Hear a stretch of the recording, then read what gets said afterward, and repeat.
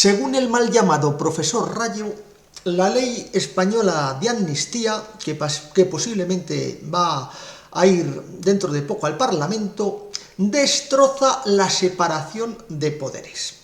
Este tío o es tonto o se cree que los demás somos tontos o una mezcla de las dos cosas.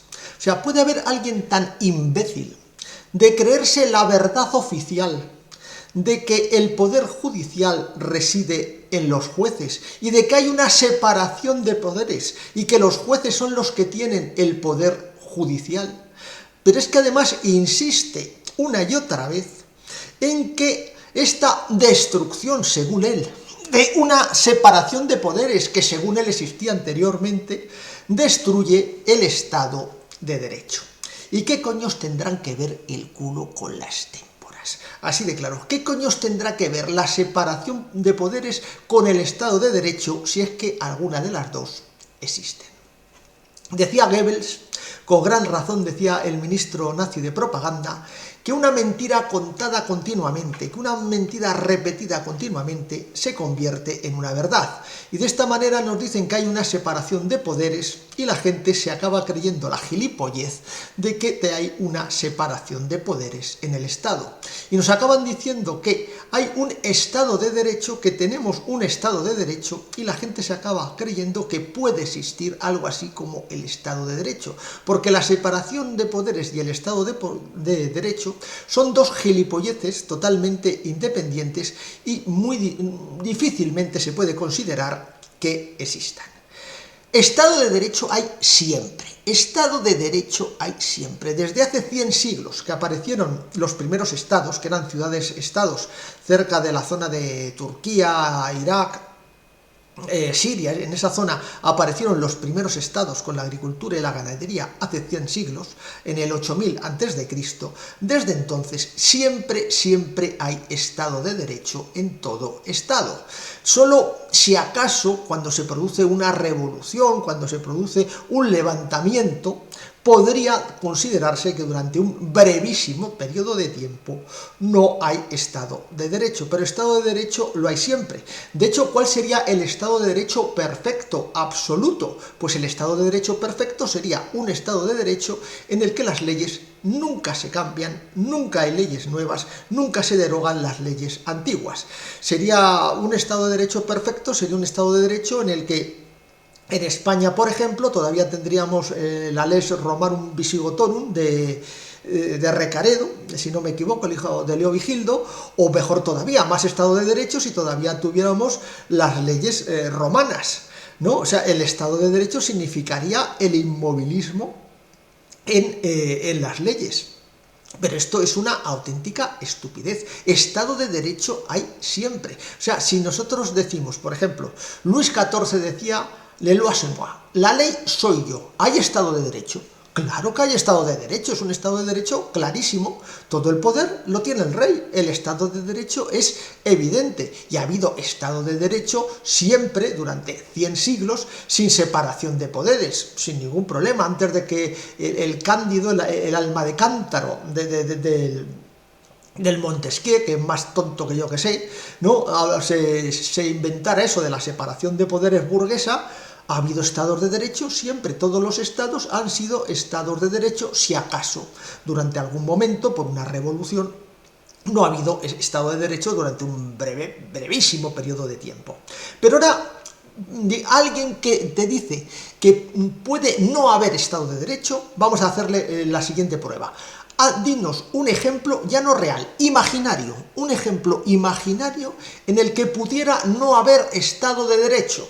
Dice, pues mira, no habría Estado de Derecho en una situación en la que fuera un Estado en el que pasara esto y en lo que pasara lo otro, y entonces al suceder esto no habría Estado de Derecho. Dice, pues eso que acabas de relatar es el Estado de Derecho de ese Estado. Esa es la situación en la que está este Estado. Estado de Derecho hay siempre, absolutamente siempre. Y más aún, el Estado de Derecho no puede ser considerado como inmovilismo de derecho, porque entonces no se podrían cambiar las leyes. O sea, el Estado de Derecho es una payasada que cumplen los principios de Goebbels, el ministro de propaganda nazi, que tú repite continuamente una mentira y se queda en una verdad. Aquí vivimos muy bien porque afortunadamente vivimos en un Estado de Derecho, pero decir si hay o no hay un Estado de Derecho es tan difícil como decir si la botella está medio vacía o medio llena. Estado de Derecho siempre hay, de la misma forma que siempre la botella está a la vez medio vacía y medio llena. Es que no hay más. Y nos dice el mal llamado, que está muy enfadado por ello, que se ha destruido la separación de poderes y por ello se ha acabado con el Estado de Derecho.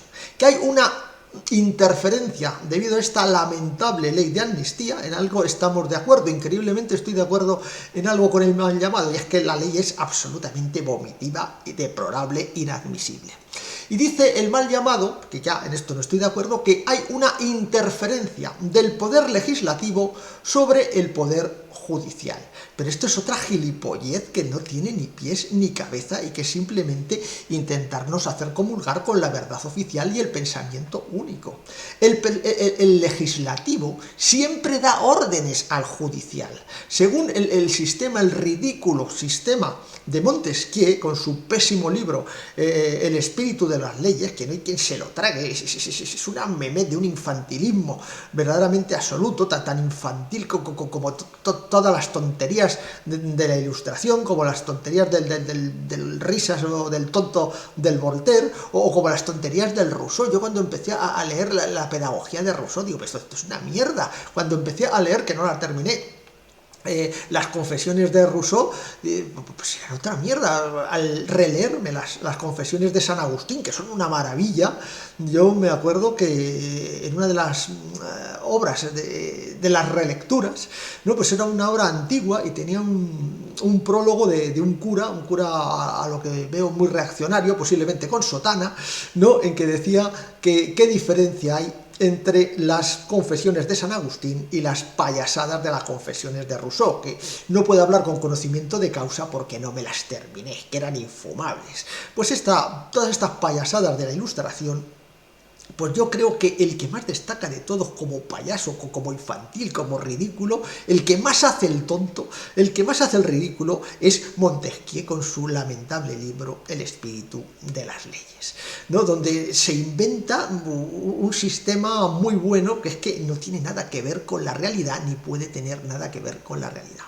Y el mal llamado profesor Rayo, que supongo que estará de acuerdo con las payasadas de Montesquieu, por lo menos en parte, ¿no? Porque hay otras cosas es que no se puede estar de acuerdo con él, porque ya son tales memeces que es que ya nadie puede estar de acuerdo con él, nos dice que hay una interferencia del poder legislativo contra el judicial y por eso se ha acabado con el Estado de Derecho, porque se ha acabado con la división de poderes, como si no hubiese habido Estado de Derechos antes de que el barón de Montesquieu nos dijera todas sus tonterías. Y nos dice que es que el legislativo da órdenes al poder judicial, y esto es inadmisible, para que no juzgue delitos actuales.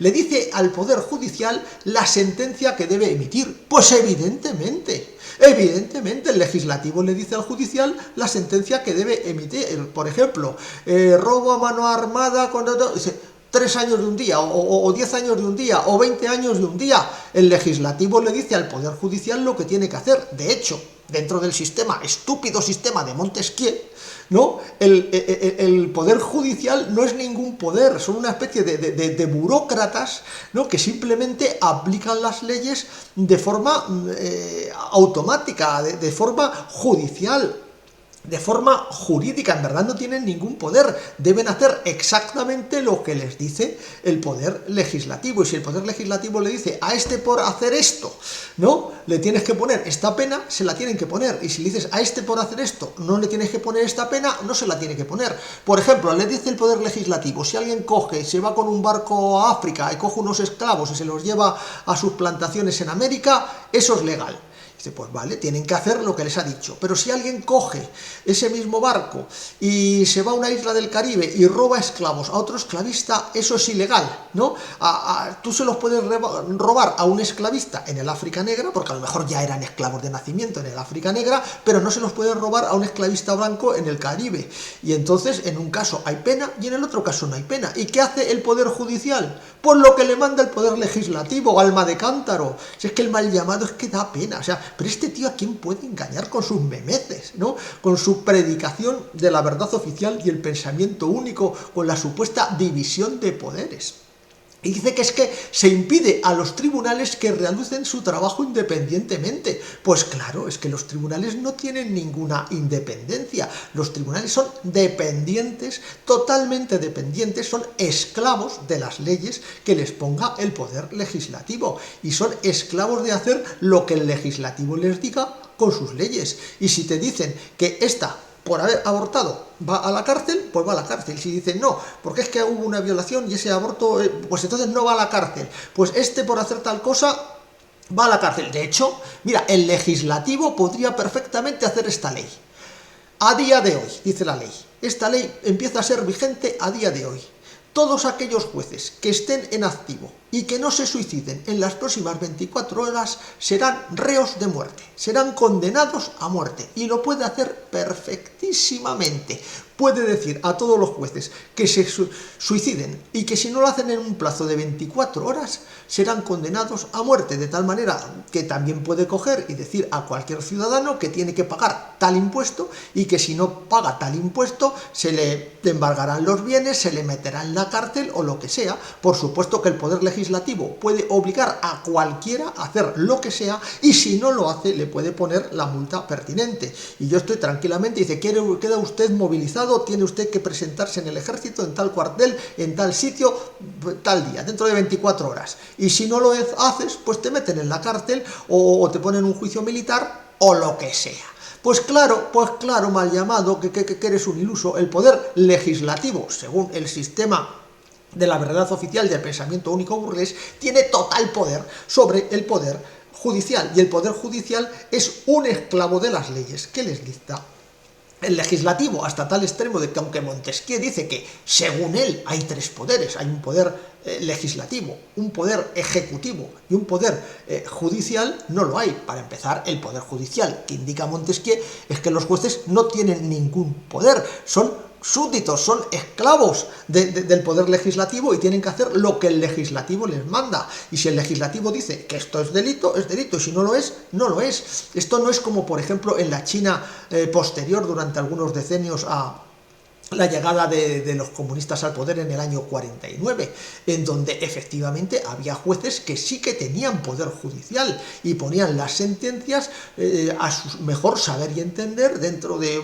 unas horquillas más o menos, y determinaban que era delito dentro de unas horquillas más o menos que había. O sea, no había un código penal como el que tiene ahora China, como el que tienen la inmensa mayoría de los países, sino que había un poder legislativo que determinaba si era o no era delito y cuál era la pena que había que poner. Pero es que además de que Montesquieu nos habla de un poder judicial que no lo es, serían simplemente los jueces meros funcionarios que aplican la ley, pues habría lo que llaman el cuarto poder, el poder de la prensa. Claro, el poder de engañar a la gente es un poder extremadamente fuerte, pero es que también hay un poder religioso. A la gente se la puede engañar desde los periódicos o se la puede engañar desde los púlpitos, y ya pueden unirse el poder legislativo, el ejecutivo y el judicial contra el religioso, que como tengas un poder religioso fuerte, este te cruje y te pasa por encima. Y hay un poder cultural y un poder intelectual de las personas consideradas como más sabias y más cultas en una sociedad.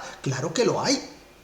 Y ese poder cultural es muy fuerte, y hay un poder policial, y hay un poder militar, y este poder militar se puede imponer y dar un golpe de Estado, ¿no?, normalmente apoyado por la clase dominante, o simplemente el gran maestre de una orden militar en la Edad Media tiene un poder militar enorme, y si hay una guerra civil por el trono, hacia donde se incline su orden militar, y si te la consigue llevar a tu bando, esto es un poder enorme y da un poder militar a estos nobles impresionantes. Pues claro que evidentemente la ley de amnistía española, la lamentable ley de amnistía española, hace que deje de ser un delito para aquel que ha sido amnistiado por las razones que sea. Pues claro, hombre de Dios, y de la misma manera que podemos decir que la bigamia, pues ahora es legal o ahora es ilegal, o que la bigamia de los hombres es legal, pero de las mujeres es ilegal, o que la bigamia de la nobleza es válida, pero que el pueblo llano no tiene derecho a la bigamia, o que en el momento en que uno es rey o que es obispo, pues o que es noble, pues las leyes que le cubren son distintas. Al obispo no se le puede juzgar como a cualquier otro. Incluso los delitos que cometió antes de ser obispo, pues ya no lo son, pero si ese obispo deja de ser obispo, ¿no? Seguiría siendo obispo toda su vida, pero digamos que se les comulga, el Papa les comulga por alguna causa, pues evidentemente ya no tiene esos derechos. Y es que se escandaliza, el mal llamado se escandaliza de esto que es el pan nuestro de cada día en toda sociedad, y muy especialmente en una sociedad explotadora donde hay una clase dirigente que basa su poder en esta explotación. Nos dice que es que hay una quiebra de la igualdad ante la ley, y esto ha destruido el Estado de Derecho. Quiebra de la igualdad ante la ley es evidente, o sea, toda ley tiene que determinar, por ejemplo, quién vota y quién no vota. O sea, pueden votar las mujeres, pueden votar los menores de edad. ¿A qué edad se tiene el voto? ¿A los 18, 20, 21 años?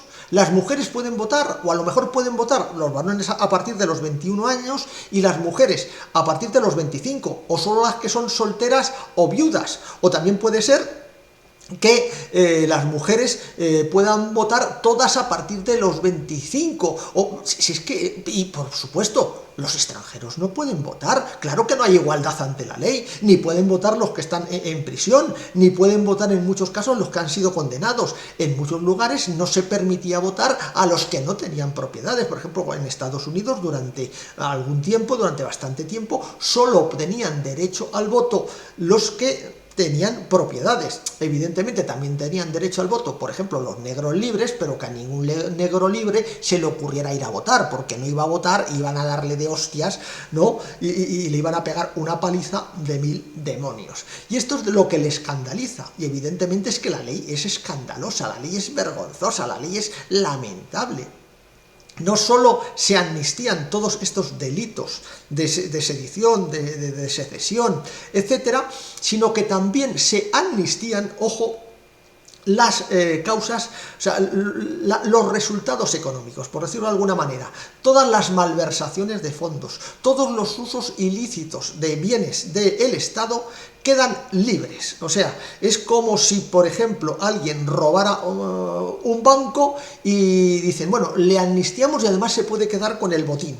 No tiene que devolverlo al banco. O es como si un banquero se fuga con el dinero de sus depositantes, le amnistiamos y además le permitimos quedarse con ese dinero. Pues esta gente que ha malversado dinero del Estado, y el Estado pues tiene unos presupuestos, siempre tiene que haber unos presupuestos en todas las administraciones públicas, y son muy estrictos. Yo he visto cosas verdaderamente ridículas, o sea, asombrosas, burocráticas, pero que son necesarias para evitar estas cosas, en donde hay presupuesto para mesas, pero no hay presupuesto para sillas, y es un follón a fin de año para no perder el presupuesto que te lo traspasen de sillas a mesas. Bueno, pues esta gente que ha gastado millones y millones de euros en cosas totalmente contrarias al fin que tenían, en que ha utilizado todo tipo de bienes públicos para sus fines.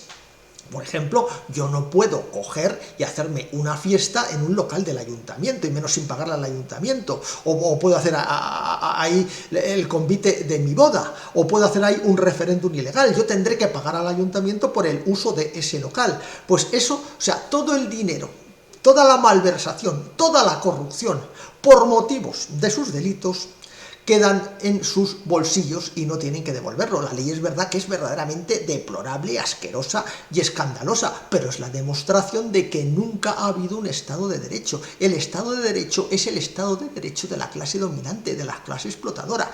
Y en este caso, para los que no sean españoles, en España hay, dentro de la burguesía nacional e internacional, un sector más moderado, un sector como más abierto y más progresista, y este ha pactado con las burguesías locales, con las burguesías regionales, que tienen un enorme interés en montarse sus reinos de taifas y en sus regiones tomar todo el poder, pues se han montado una autoamnistía, o sea, se han autoamnistiado, pero esta autoamnistía es tan vomitiva, es un ejemplo tan claro de que no existe en el Estado burgués nada parecido a una separación de poderes o a un Estado de derechos, que es que hay una pugna tremenda en este momento, porque es que dicen que debe amnistiarse absolutamente todas aquellas acciones que por razones comerciales, políticas, mercantiles, etcétera, se hayan generado. ¿no? Y esto incluye también la mera corrupción, ya no la corrupción de malversación de fondos públicos para, por ejemplo, referéndums ilegales y cosas así que han estado haciendo, sino la mera corrupción para el propio enriquecimiento personal. O sea, por ejemplo, Jordi Pujol, que es hijo del que fuera presidente de la Generalitat, o Laura Borràs, que ha sido presidenta del Parlamento catalán, gente de mucho nivel, que han tenido cargos muy importantes, están condenados por mera corrupción. No es que hayan desviado dinero de los españoles, de las arcas públicas, para fines ilegales, sino que esos fines ilegales son su propio lucro personal. No había ninguna motivación política más que, si acaso se puede considerar una motivación política, su lucro personal. Pues están presionando para que incluso estos casos de mera corrupción, que nada tienen que ver con el secesionismo o con el intento de estas burguesías regionales de montarse sus reinos de taifas, pues para que esto también sea amnistiado, e incluso entiendo que se puedan hasta quedar con el dinero defraudado y que no se les pueda pedir.